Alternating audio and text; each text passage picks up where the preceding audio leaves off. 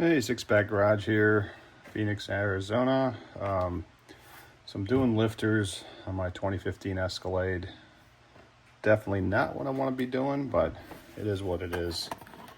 So I'm doing kind of on an old school thing here. I don't know if it's still a thing, but I've done a few cams, probably, I don't know, a dozen or so cams on various types of vehicles. And whenever you have lifters, hydraulic lifters, kind of the old school thing was to soak them in oil for like a day or overnight.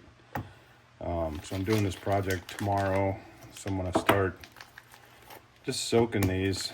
And the idea is, and these are already pretty oily, so I think they have been pre-soaked, but I can't trust anything or anybody these days. So I'm just going to soak them.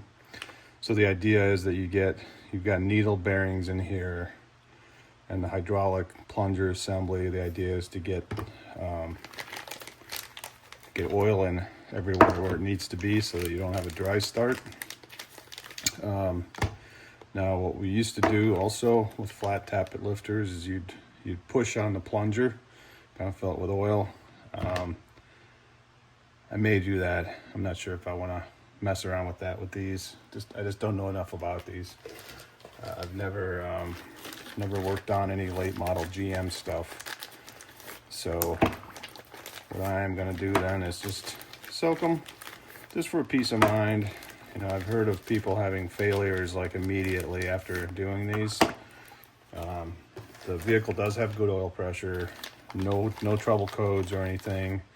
Just basically the only thing that failed was what I think failed based on the sound it's making is one of these rollers on one of the lifters. So I am also hoping the cam is okay. If it's not, there's probably going to be a complete change of plans with what I'm going to do with this vehicle. But right now, my plan is to go in, do a factory replacement. This is not a performance vehicle. It's just a daily grocery getter. So I wanted to get this done as cheaply as possible, which typically backfires on me, but here I go again.